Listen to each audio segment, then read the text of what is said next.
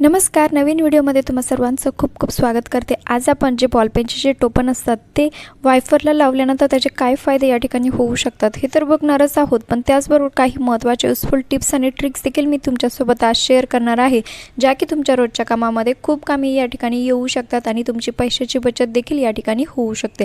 त्यामुळे व्हिडिओला शेवटपर्यंत बघा आणि आवडल्यास आपल्या मित्रपरिवारात शेअर करायला विसरू नका। तर चला सुरुवात करूया व्हिडिओला।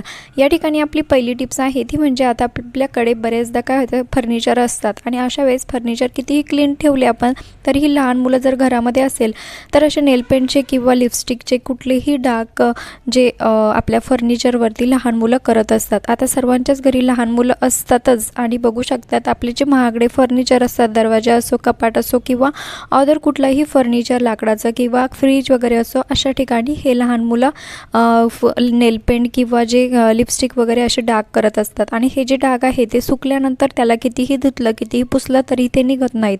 परंतु आज आपण अशा पद्धतीने अगदी सोपी ट्रिक वापरून हे डाग कसे काढायचे ते आज मी तुमच्यासोबत शेअर करणार आहे। बघू शकतात या ठिकाणी दरवाजावरती मी लिपस्टिकचे डाग या ठिकाणी तुम्हाला करून दाखवलेला आहे आणि आता ते सोप्या पद्धतीने आपण कसे काढायचे ते बघूया। त्यासाठी आपल्याला घ्यायचा आहे घरातील तुमच्याकडे कुठलाही परफ्यूम जो असतो, स्प्रे परफ्यूम, तो आपल्याला यावरती मारायचा आहे आणि रिझल्ट अगदी तुमच्या समोरच आहे। बघू शकतात अगदी सोप्या पद्धतीने न पाण्याचा थेंब देखील वापरायचा नाही किंवा घासायचं देखील नाही, अगदी आरामात हे डाग निघून जातात। आणि तुम्हा सर्वांना माहीतच आहे नेल पेंटचे किंवा लिपस्टिकचे जे डाग असतात ते आपण कितीही धुतले तरी ते लवकर निघत नाहीत। फ्रीजवरती किंवा अदर कुठल्या फर्निचरवरती तुमच्या जर असे डाग जर असतील तर नक्कीच तुम्ही ही ट्रिक नक्की वापरून बघा आणि ही ट्रिक जर आवडली तर आपल्या मित्रपरिवारास देखील शेअर करा, कारण त्यांचा देखील यापासून फायदा होईल।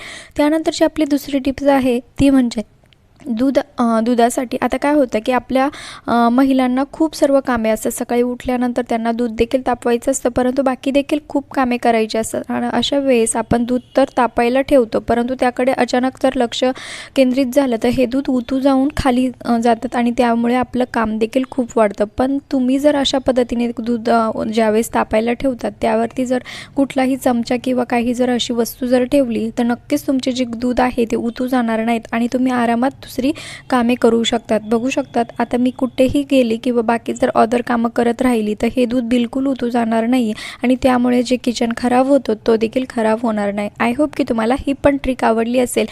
ट्रिक जर आवडली असेल तर प्लीज आपल्या मित्रपरिवारास देखील शेअर करा आणि हो, जे कोणी चॅनलवरती नवीन असाल त्यांनी प्लीज चॅनलला सबस्क्राईब करा, कारण मी नेहमीच अशी युजफुल व्हिडिओ घेऊन येत असते।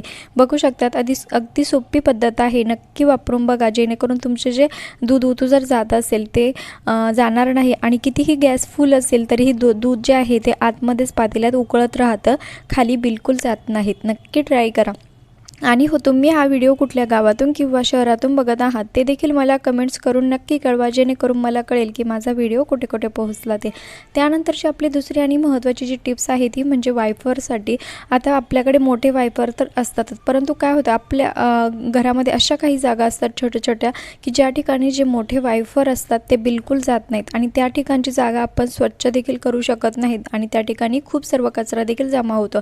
आता आपले तुमच्याकडे जर सोफा असेल किंवा बेड असेल किंवा कपाट वगैरे जर असेल, त्यातली जी खालची जी स्पेस असतो तो खूप कमी असतो, ज्या ठिकाणी आपले मोठे वायफर बिलकुल जात नाहीत। अशा वेळेस तुमच्याकडे जर छोटा वायफर असेल तर त्याचा अशा पद्धतीने वापर कसा करायचा ते मी तुम्हाला सांगत आहे। बघू शकतात या ठिकाणी आपल्याला कुठलाही कपडा घ्यायचा आहे आणि जे पेनचे जे टोपण असते जे आपण फेकून देतो, परंतु ते फेकून न देता तुम्ही जर अशा पद्धतीने त्याचा जर वापर केला तर बघू शकतात मी या कपड्याला अगदी आरामात या वायफरला फिक्स केलेला आहे।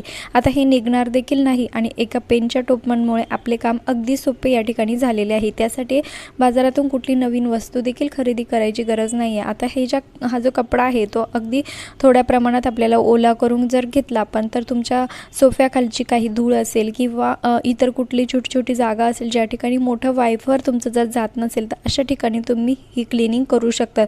आय होप की तुम्हाला ही पण ट्रिक आवडली असेल किंवा तुमचे जे वॉल असतात भिंतींना खूप सर्व धूळ लटकलेली असते आणि अशा वेळेस आपल्याला छोट्या वायफरनी जर तुम्हाला स्वच्छ करायचं असेल तर बघू शकतात अशा पद्धतीने तुम्हाला एक कपडा ओला करून तुम्ही आरामात तुमच्या ज्या वॉल आहे त्या अशा 8 दिवसातून 15 दिवसातून स्वच्छ करू शकतात. नक्की ट्राय करून बघा. अगदी 0 रुपयामध्ये आपण हा टूल्स या ठिकाणी तयार केलेला आहे आणि पेनचे टोपण आपण इतर वेळेस फेकूनच देतो, परंतु जर तुम्ही अशा पद्धतीने त्याचा जर वापर केला तर नक्कीच तुमची पैशाची बचत देखील होईल आणि काम देखील लवकर होईल.